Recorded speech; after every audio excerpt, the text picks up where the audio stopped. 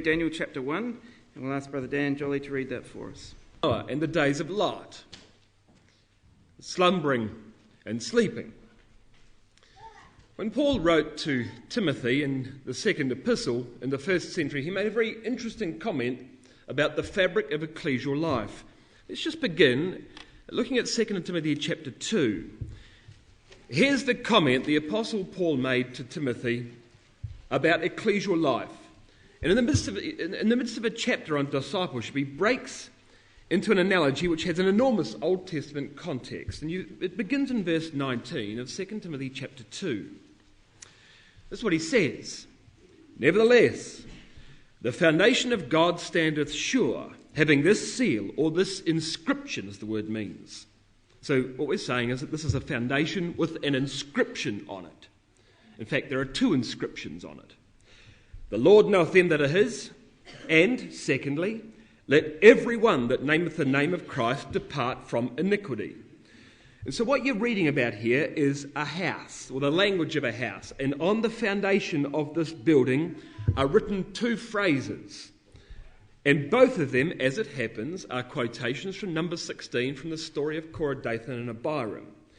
The Lord knoweth them that are his. That's Numbers 16 verse 5.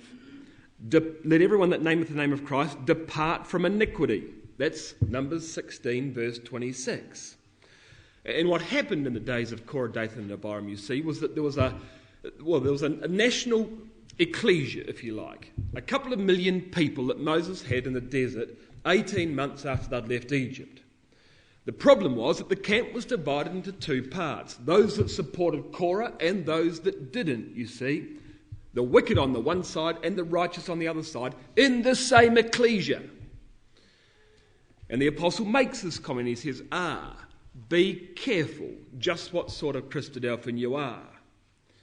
Because he goes on and he says, in the context of describing this house, in a great house, there are not only vessels of gold and of silver, but also of wood, of earth, some to honour and some to dishonour.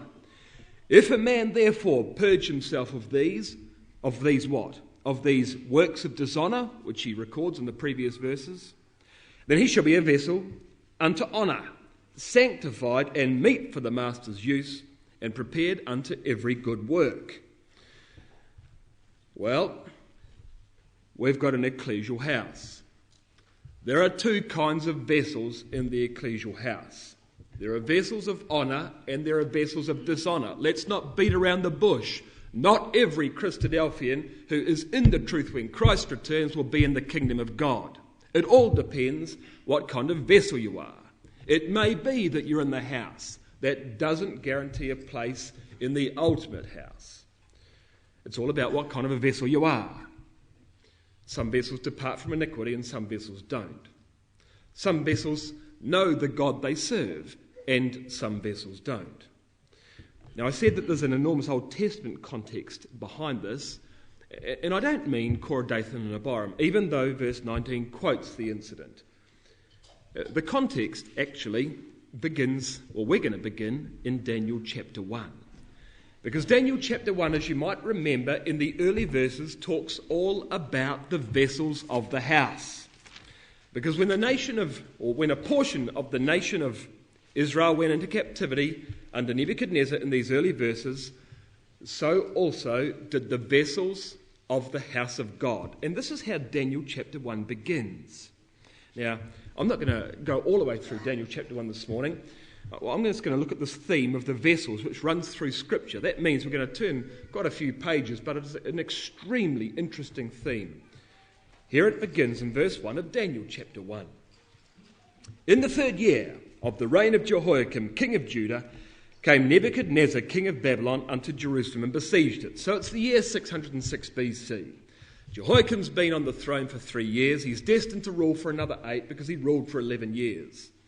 And as God had promised, judgment came upon Judah in the form of Nebuchadnezzar, king of Babylon. And Nebuchadnezzar, of course, was the greatest king that the Babylonian Empire ever saw. He ruled that empire for 43 years, and he made it the greatest kingdom in the world, humanly speaking. Well, it tells us in verse 2 that the Lord gave Jehoiakim, king of Judah, into Nebuchadnezzar's hand, with part of the vessels of the house of God, which he carried into the land of Shinar to the house of his God. And he brought the vessels into the treasure house of his God. So Yahweh gave, verse 2 says, he gave Jehoiakim to Nebuchadnezzar. Nebuchadnezzar didn't take Jehoiakim. Yahweh gave Jehoiakim to him.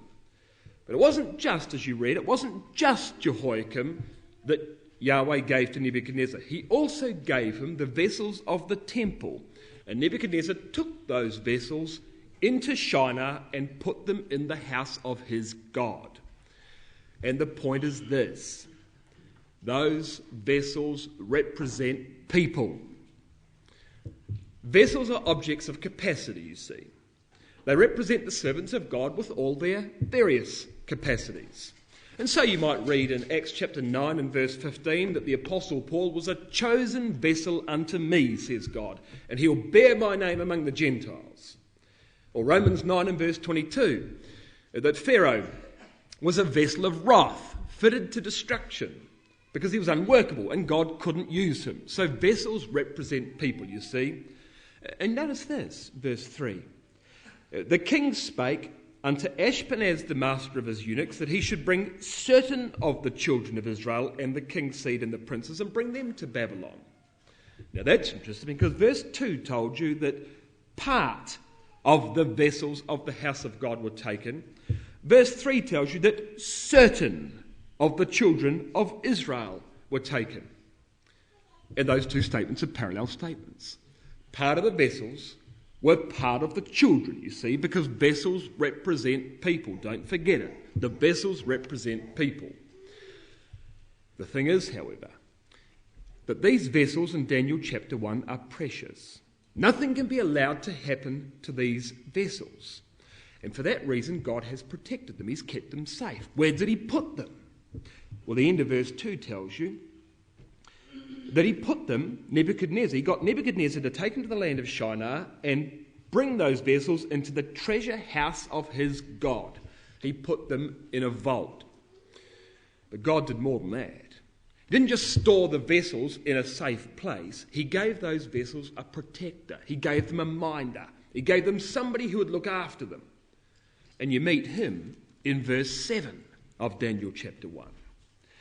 Unto whom the prince of the eunuchs gave names, for he gave unto Daniel the name of Belteshazzar. Now, what does Belteshazzar mean? Well, Belteshazzar means keeper of the hid treasures of Bel. And what do you suppose the hidden treasures of Bel were? Why? They were all the vessels of the temple, of course, which were now taken into the treasure house of his god Bel. That was what was in the treasure house, you see, and it was going to be Daniel's job to protect the integrity of those vessels. Not so much the vessels of the temple, but the people of God who'd been taken into captivity, you see. Nebuchadnezzar had no idea what he was doing. He was just a tool in the hand of God. And God's appropriated his treasure house to store the vessels of the temple of Jerusalem. He's appropriated his empire to store the people of the city of Jerusalem, you see, because the vessels represent the people. And God's given a custodian to the nation to look after the integrity of the human vessels that he's taken into captivity. Now let's understand something about these vessels. You come back with me to Isaiah 39. Because there's a reason, you see, that all of these things went into captivity, both the vessels and the people. There was a great reason they went into captivity. Isaiah 39 is one of the historical chapters in the life of Hezekiah. He was a wonderful king, of course, but he made a very tragic mistake. Remember, in Isaiah 39, he showed off, didn't he? He showed off. And that was a great problem. Isaiah 39, verse 1. At that time, which time? At the time that Hezekiah had recovered from his sickness. At that time, and destroyed, at the end of 38, destroyed the Assyrian commanders. At that time, Merodach-Baladan, the son of Baladan, king of Babylon, sent letters and a present to Hezekiah, for he had heard that he'd been sick and was recovered. And Hezekiah was glad of them, these diplomats from Babylon, and he showed them the house of his precious things, the silver, the gold, the spices, and the precious ointment, and all the house of his armour, and all that was found in his treasures, In fact, there was nothing in his house, nor in all his dominion, that Hezekiah showed them not.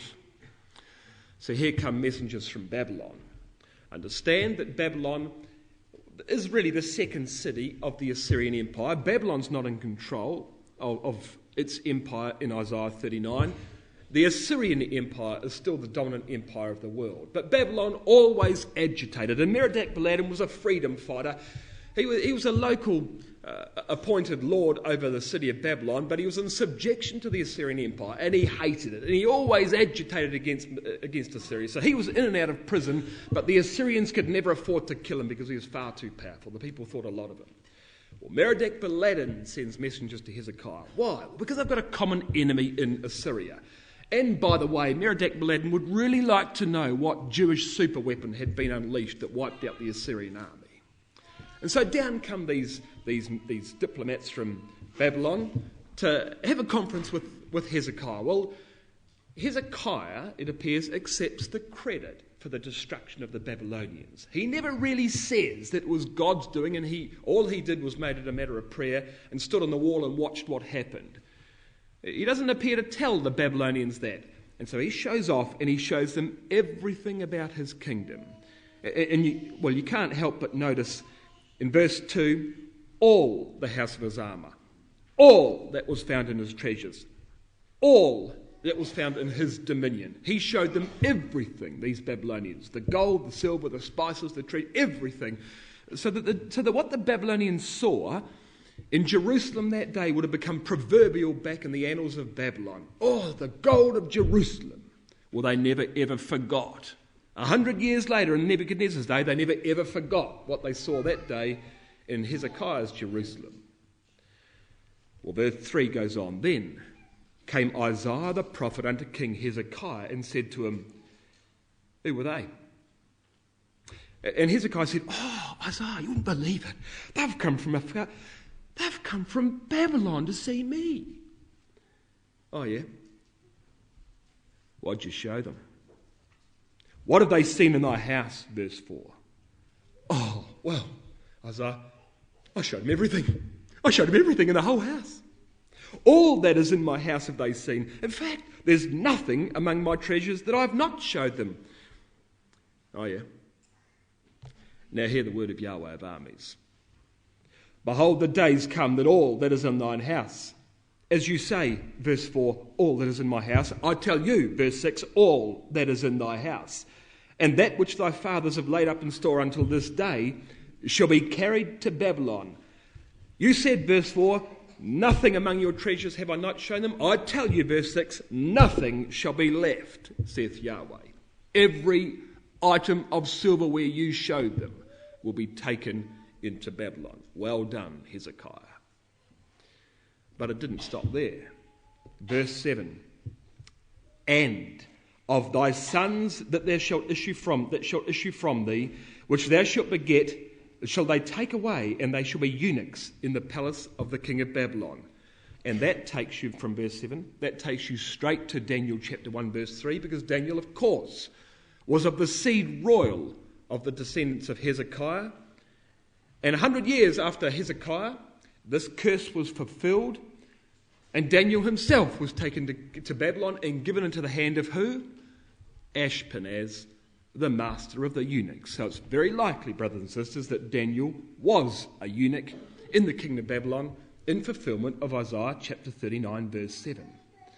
But the point is, on the day that the vessels of the house go into captivity, verse 6, so also do the people go into captivity, verse 7, because the vessels represent the people, you see. And you want to see the real power of that? You come with me to Ezra chapter 1. Here's the return from captivity of those vessels. So they stayed in Babylonian captivity 70 odd years, and then they come out of captivity. In fact, they came out of captivity in more than one stage, but they came back from captivity. The vessels and the people came back from captivity. Ezra chapter 1 verse 1. Not only did Isaiah prophesy of the going to captivity, he spoke also of the return from captivity. And here it is in Ezra 1, this return from captivity. The first group of captives, of course, returned under the hand of Zerubbabel in Ezra chapter 1. Now, in the first year, verse 1, of Cyrus king of Persia, that the word of Yahweh by the mouth of Jeremiah might be fulfilled, Yahweh stirred up the spirit of Cyrus king of Persia, that he made a proclamation throughout all his kingdom, and he put it in writing. The year is 537, almost 70 years after Daniel first went into captivity. And the proclamation, of course, was that the Jews should return from captivity. Now look at verse 7. Ezra 1 verse 7. Also, Cyrus the king brought forth the vessels of the house of Yahweh, which Nebuchadnezzar had brought forth out of Jerusalem, and had put them in the house of his gods. Even those did Cyrus king of Persia bring forth by the hand of Mithridath the treasurer, and numbered them unto Sheshbazzar the prince of Judah. The vessels are brought out, and the vessels are counted, and they're given to Sheshbazzar. Sheshbazzar, I believe, chapter 2 verse 2, is the very same man as Zerubbabel. So the vessels are counted and they're given to Zerubbabel. And as soon as they finish counting the vessels, what do they do next? Chapter 2 verse 1. Now these are the children of the province that went up out of the captivity of those which were carried away, who Nebuchadnezzar, the king of Babylon, carried away to Babylon. Verse 2. Those people that came with Zerubbabel, Jeshua, Nehemiah, Seraiah, Realiah, Mordecai, Bilshan, Mizpah, blah, blah. The number of the men of the people of Israel, and off we go in verse 3, numbering the people of it. So they number the vessels, verses 7 and 8 of chapter 1, and immediately begin at the end of verse 2 of chapter 2, numbering the people. Because the vessels represent the people. So they number the vessels and they number the people. You see, there was no mystery as far as the Jews were concerned. They knew exactly what those vessels represented. The vessels represented people. Well, that was the return from captivity under Zerubbabel. 80 years later, there's another group that goes back from Babylon to Jerusalem. Not with Zerubbabel, of course, but with Ezra. And they go one step further. And you read of that in Ezra chapter 8. Because here's the next recorded return from captivity. Ezra chapter 8, verse 24. It tells you this. Ezra 8, verse 24. So Ezra says, I separated 12 of the chief of the priests, Sherebiah, Hashabiah, 10 of their brethren with them, and they weighed unto them the silver and the gold and the vessels, even the offering of the house of our God, which the king and his counselors and his lords and all Israel there present had offered. So they don't just number the vessels, they number them and they weigh them.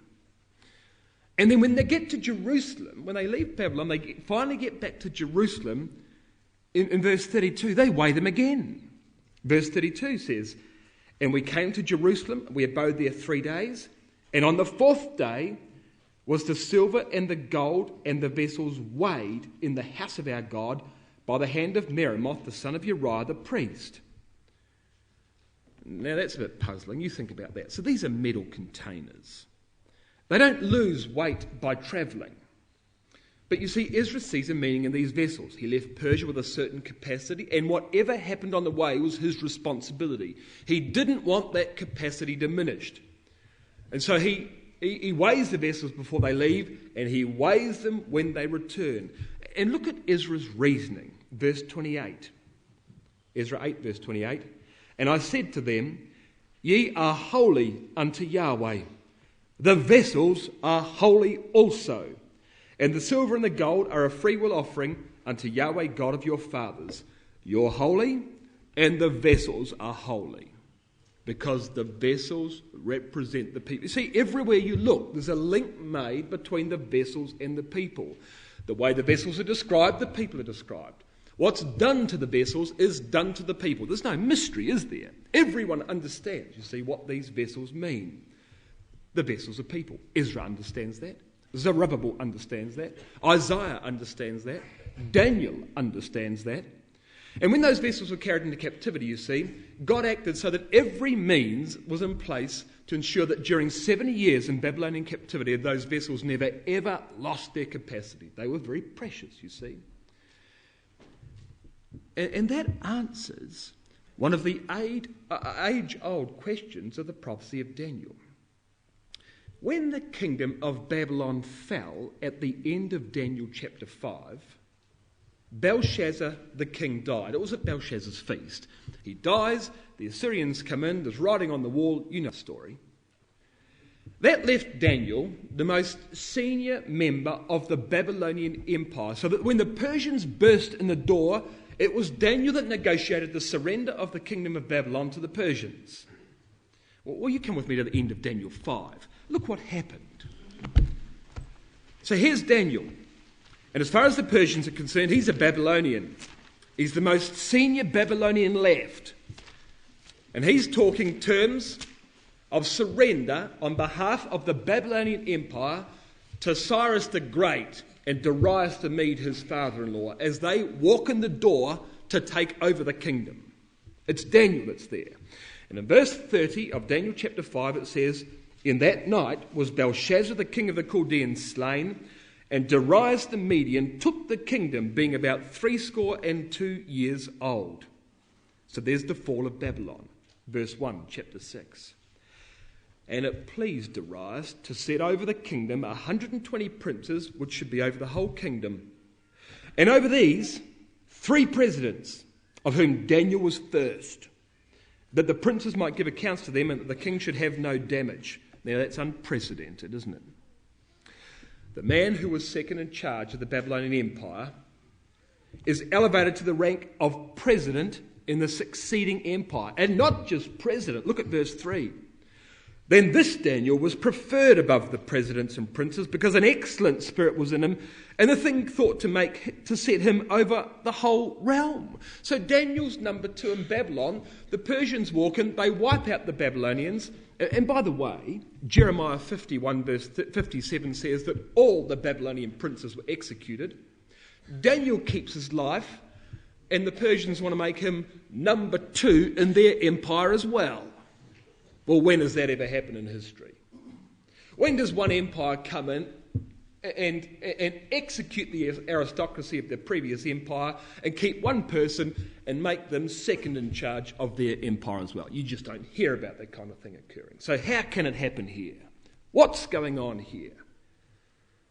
Well, you see, Daniel has a job to do.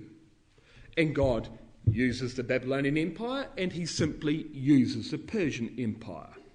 Daniel's job was to look after those vessels. The Babylonians knew nothing about that. The Persians knew nothing about that. But God's got his own purpose. And the man who he puts as number 2 in the Babylonian Empire, he preserves his life, and the Persians are falling over themselves to make him number 2 in their empire as well, because there's precious vessels there, you see, and God must ensure the security of those vessels. And so he does. So Daniel knew what his job was. And he could hardly believe it, I dare say, when the Persians are trying to promote him like that. He knows why he's been given this position. He knows what God's trying to do, but that deeply affects Daniel. Look at Daniel chapter 7. So here you are, brothers and sisters. Imagine it was you that was sent into captivity to look after the capacity of an ecclesia. And prophecy comes your way, wave after wave, and you find out what the future of the ecclesia is going to be. And in Daniel chapter 7, as we read yesterday, we have the papal prophecy of the little horn with eyes and a mouth speaking great things. And no surprise, therefore, that you read in Daniel 7 verse 15 that when Daniel hears the prophecy of Daniel 7, that he is grieved in his spirit. In the midst of his body, his visions in his head troubled him. And so he comes near, it says in verse 16, to the one that stood by, and he said, "Tell me what it's all about. Tell me the truth of this." So he tells me, and he makes known to me the interpretation of these things. It's very simple, verse 17 says. 4 beasts of 4 kingdoms, and then the kingdom of God. No, says Daniel, verse 19, I want to know about the 4th beast. Tell me, forget about the rest, tell me particularly about the 4th beast. Why? Well, because verse 21, that's the beast that's going to make war with the saints and prevail against them. That's the beast that's going to erode the capacity of the vessels. That's the beast that's going to attack the treasure house. Tell me about him. I need to know about him. The answer comes back, verse 23 from the angel. Well, the 4th beast is the 4th kingdom. Verse 25, And he'll speak great words against the Most High and wear out the saints. Yes, he will attack the treasure house. Yes, he will impinge upon the value of those vessels. That's what's going to happen. Yes, says Daniel. That's what I thought you meant. Verse 28 of Daniel 7. Hitherto is the end of the matter. As for me, Daniel, my cogitations much troubled me. My countenance changed in me, but I kept the matter in my heart. I see, he says. I see what's happening. This is going to make my job pretty tough. But I see what you're saying is going to happen to the quality of these vessels as time goes by. What's the problem? Well, of course, the problem is that Daniel's the keeper of the hid treasure. So how do you think he views the rise of the papacy? What do you think the papacy was going to do to those vessels? It was going to kill him. That's what it was going to do. And so his countenance changes. And this pall of gloom comes over him, you see, but he keeps it to himself. To others he looked fine. Inside he was bleeding. He was very deeply hurt by the consequences of Daniel chapter 7. Well, 2 years later he receives another prophecy. It's Daniel chapter 8. This is the prophecy of the ram and the he-goat, and the 4 horns that came up upon the goat of Greece, that were the 4 divisions of the Greek Empire after the death of Alexander, and one little horn which sprouts up from the second of those 4 horns. And that little horn was the Roman Empire, which in Daniel chapter 8, verses 9 through 11, would destroy the sanctuary. Well, what does it mean? Well, he's told in verses 20 and 21 that it's the ram is Persia, the goat is Greece, and the little horn's the king who would stand in the latter time. And the Roman Empire, verse 23 of Daniel 8, would be a king of fierce countenance. Now we know that because the phrase fierce countenance of verse 23 of Daniel 8 is drawn precisely from Deuteronomy 28 verse 50, which describes Rome as an empire of fierce countenance. So Daniel's under no illusion about the character of this 4th empire that's going to come upon them. But what's that empire going to do? Well, amongst other things, and at the end of verse 24 of Daniel chapter 8, it's going to destroy the mighty and the holy people. That empire's going to go after the vessels again. That's the vessels, isn't it? We'll look at Daniel's reaction at the end of Daniel 8, verse 27. And I, Daniel, fainted. I was sick certain days. Afterwards I rose up and did the king's business, and I was astonished at the vision, but none understood it, he says. I fainted. I passed out. I collapsed. I felt sick. I had to go to bed. I had to take time off work. This, you see, compromised everything Daniel stood for. He is mightily afraid of the rise of this 4th empire. Well, chapter 9 comes along 14 years later. Daniel's about 85 years old. He's been in captivity for almost 70 years. And what do you suppose the most burning ambition Daniel has in his life would be? Well, of course, to see the end of captivity, isn't it? To see those vessels returned to the land intact. Because if that can happen, you see, then his job is done. He knows why he's been put in Babylon. And if he can return those vessels to the land intact, then his job is finished and he's done his job well. Well, what's Daniel doing in Daniel chapter 9, verse 2? In the first year of his reign, Darius, I, Daniel, understood by books the number of the years whereof the word of Yahweh came to Jeremiah the prophet, that he would accomplish 70 years in the desolations of Jerusalem. He knows from the prophecy of Jeremiah chapter 29 that the captivity will only last 70 years. He knows from Daniel 2 and from Daniel chapter 8 that Persia would replace Babylon. He knows from Jeremiah chapter 51 that the Medes would be with the Persians. He knows from Isaiah chapter 44 that Cyrus the Persian would send the people back. And of course, by this stage, he knows Cyrus the Persian personally. But he's very conscious that the vessels under his charge haven't been altogether unaffected by 70 years in Babylon. There's been a change, you see, in the quality of those vessels. Verse 4, Daniel 9 verse 4. And I prayed to Yahweh my God, and made my confession, and said, O Lord, the great and dreadful God, keeping covenant and mercy to them that love him, and to them that keep his commandments, we have sinned, he says, and have committed iniquity, and have done wickedly, and have rebelled, even departing from thy precepts and from thy judgments. There's been a progressive deterioration in the quality of the vessels. It begins by sinning in verse 5, and progresses to iniquity, and then to wickedness, and then to open rebellion. There's been a progression, you see. There's been a change over 70 years. Do you know where that's from, by the way? Verse 5 is a quotation, actually, from 1 Kings 8 and verse 47. What happened in 1 Kings chapter 8? Well, it was the dedication. It was Solomon's prayer at the dedication of the temple. Would you see a significance in that? Of course you would, because the vessels in question came from the temple. So he's using the very language that Solomon in his prayer made to God when those vessels were dedicated in the temple when they were first built. Because, of course, it was Solomon's temple that Nebuchadnezzar destroyed. So there's an enormous appropriateness here, you see. But this is no self-righteous prayer that Daniel makes here. Look at verse 20. And whilst I was speaking and praying and confessing my sin and the sin of my people. So even Daniel says, I can't put my hand in my heart and say that I've done everything I possibly could have to have protected the integrity of those vessels. I probably could have done more, says Daniel. I could have done more. And of myself, I can't say that I've been absolutely unaffected by 70 years in Babylon. Even I have, my sin, he said, even I have sinned. And as Daniel's being recorded here in Daniel chapter 9, we know that he's studying the prophecy of Jeremiah. You come back with me to Jeremiah 29. Here's the prophecy that the 70-year prophecy that Daniel is studying, that he refers to in Daniel chapter 9 and verse 2. And Daniel 9 verse 2 is recording Jeremiah 29 and verse 10.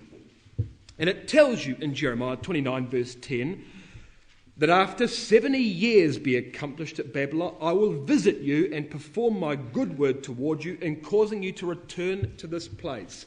So Daniel's praying for the return of the captives and the completion of the 70-year prophecy that Jeremiah made in verse 10 of his 29th chapter. And why is Daniel praying about that? Well, because verse 12 of Jeremiah 29 tells him to. It tells him to. Then you shall call upon me, and you shall go and pray to me, and I'll hearken to you, says God. So Daniel has studied in close detail the prophecy of Jeremiah 29. He's read about the completion of the 70 years captivity. God says, and when that time comes and you pray to me, I'll send you back. So of course, Daniel is praying for a return from captivity in Daniel chapter 9 and verse 2. Easy, all right. But while Daniel's falling around in chapter 29, do you suppose he looked at any other chapters in Jeremiah? Or any other surrounding chapters? Of course he would have. You come back to Jeremiah 27. Do you think Daniel might have noticed this in Jeremiah 27 and verse 21? Yea, thus saith Yahweh of armies, the God of Israel, concerning the vessels that remain in the house of Yahweh, and in the house of the king of Judah and Jerusalem, they shall be carried to Babylon. And there shall they be until the day that I visit them, saith Yahweh. Then will I bring them up and restore them to this place. Now, how about that? Verse 22 of Jeremiah 27 speaks about the going to captivity and the return from captivity of the vessels. Jeremiah 29 speaks about the return from captivity of the people. And Jeremiah 27 verse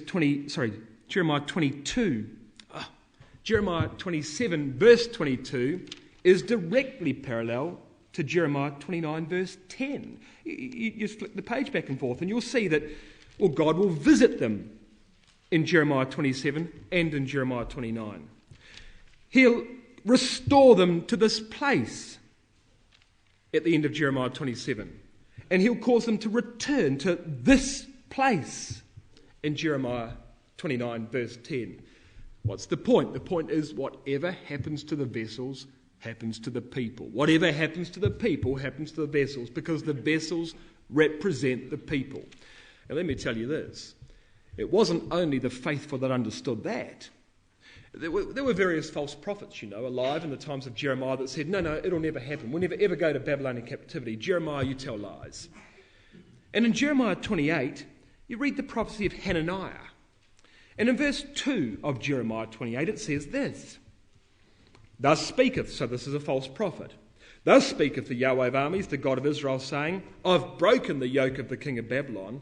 Within 2 full years will I bring again to this place all the vessels of Yahweh's house that Nebuchadnezzar took away. Verse 4, And I'll bring again to this place Jeconiah the son of Jehoiakim, king of Judah, with all the captives of Judah.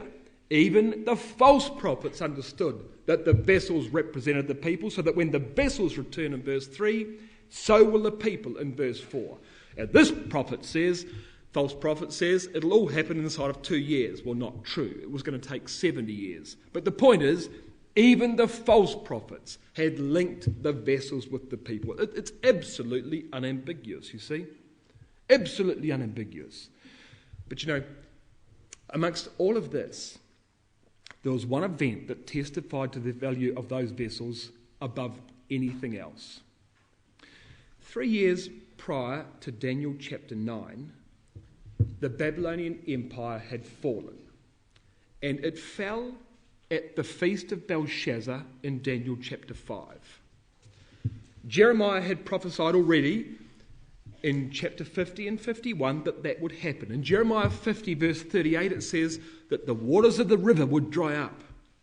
In Jeremiah 51 and verse 57, the captains, the rulers, the princes, they'd all be drunk at a feast, says Jeremiah, which would result in their deaths. So even prior to Belshazzar's feast, Jeremiah had choreographed the whole event. He said, we're going to dry up the river, they'll come under the gates, they'll open the 2-leaf doors, as Isaiah was to say, the princes will all be drunk, they'll be executed on the spot at their table. Daniel already knew that this was what was going to happen, so he'd be very interested when invitations for feasts came around at about that time.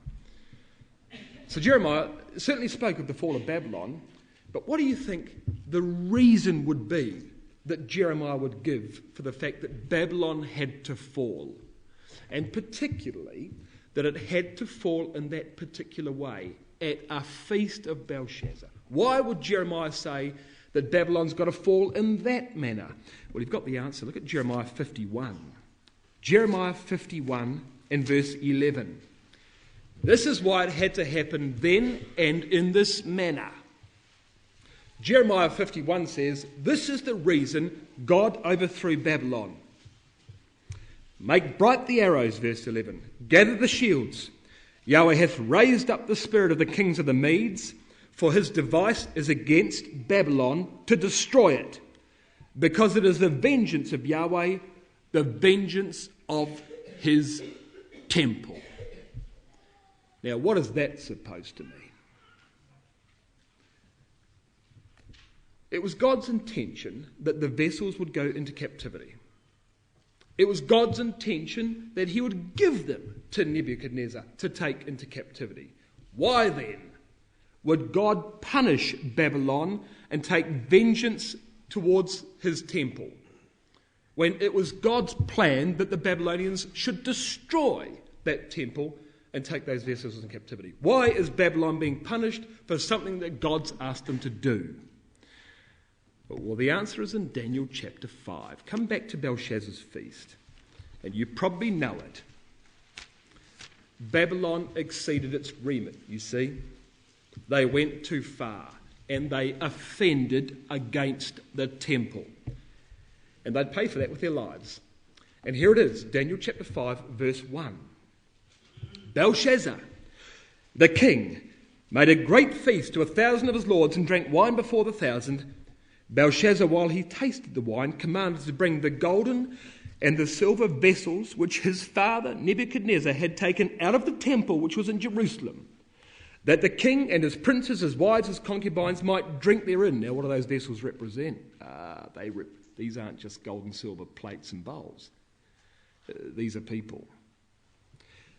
Then they brought the golden vessels that were taken out of the temple of the house of God, which was at Jerusalem, And the king and his princes, his wives, and his concubines drank in them. So they have a debauched and drunken feast using the vessels of the house of God, and they dedicate those vessels to the gods of Babylon. Verse 4, they drank wine and praised the gods of gold, silver, brass, iron, wood, and stone. So they used the vessels of the sanctuary that God had put into Babylon for protection, and they bring all of them out. Now, they've been sitting in this vault for the best part of 70 years.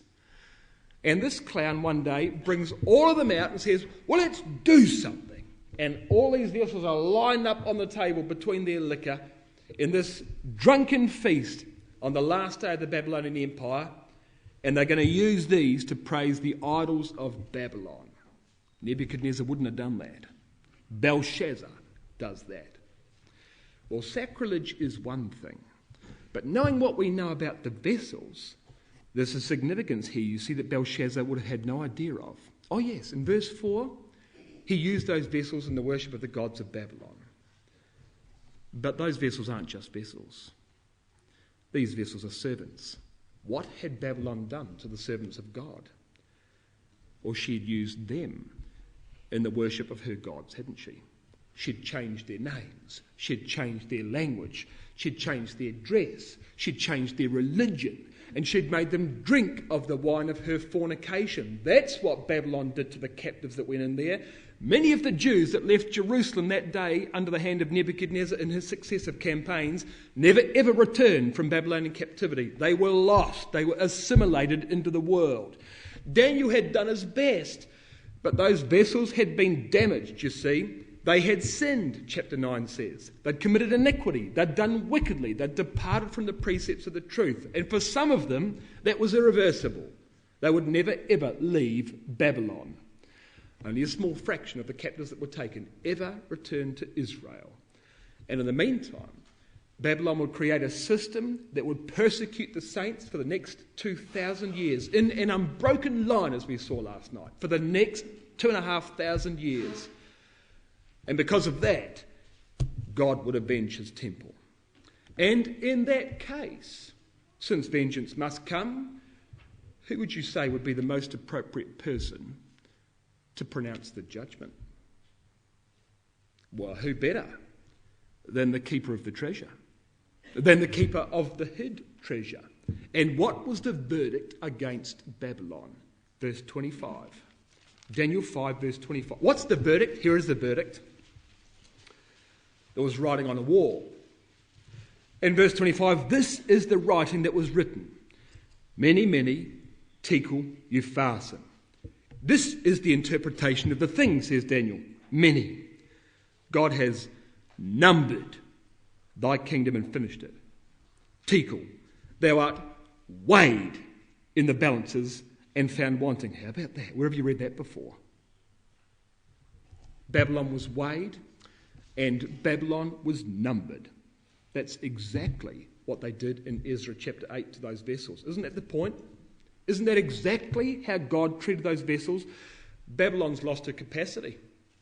She's finished. He's numbered and he's weighed the kingdom of Babylon. She's finished, you see.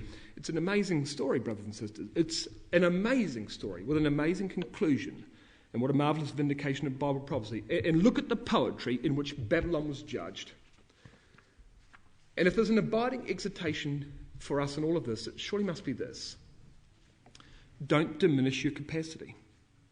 Don't diminish the capacity of your ecclesia. It's not just the job of the arranging brethren to look after the ecclesia. We've all got a personal responsibility to do that, so that those amongst us don't lose their capacity. We've got treasure in our vessels, but the excellencies of God, not us. We're earthen vessels. We're not golden and silver vessels, naturally speaking. We're earthen vessels, and the treasure leaks out. We've got to keep topping it up. But be assured of this. Babylon's every bit as alive today as it was in Daniel's day. And we live, some more, some less, but we live about 70 years in our own captivity, very much as Daniel did in Babylon. And of course, the times of our generations are also under divine control. And we've got a greater than Daniel who's been charged with the safety of the vessels of this house. So when Christ considered the vessels that were given to him, what did that mean? Well, it meant things like John 6 verse 39, of all that the Father has given me, I should lose nothing. I'm going to number it and weigh it at the beginning, at the end. It's my job to lose nothing. John 10 verse 28, neither shall any man pluck them from my Father's hand. I'm the keeper of the treasure. That was the Lord's job, you see, because the vessels represent people. Or in the words of Timothy, the Lord knoweth them that are his. Brothers and sisters, we are the vessels of the house of God. But it also means that everyone that nameth the name of Christ depart from iniquity. The pressure of this age will take its toll upon us, just as it did with Daniel's people. Never forget this. Daniel chapter 1 verse 2 said, part of the vessels of the house of God went into captivity. What do you think happened to the rest of the vessels of the house of God? Well, it tells you in Jeremiah 52 verse 17 that they were cut up and carried away to Babylon. They lost their identity. Many of the Jews in Jerusalem were never ever seen again. They completely lost their identity. They were erased from the plan of history. They were cut up, those vessels, and melted down. They were just metal. They weren't vessels anymore. The camp, you see, the camp was always divided into two parts. And so this morning we come to remember the man who's the greater than Daniel, the man who has us in his hand. And when he came at his first advent, what did they think of him? Well, they weighed for him 30 pieces of silver. They numbered him with the transgressors. They didn't believe he had any capacity that they could use. But for us, he's never ever lost his capacity. He didn't just pray for the sins of his people, he died for the sins of his people. He wasn't just preferred above the presidents, he was highly exalted, wasn't he? So that all principalities, he's not just second in charge of an empire, he's second in charge of the world. All principalities and powers are now made subject unto him. He wasn't just a vessel in the house, he built the house. And as we break bread and drink wine this morning, let's remember him.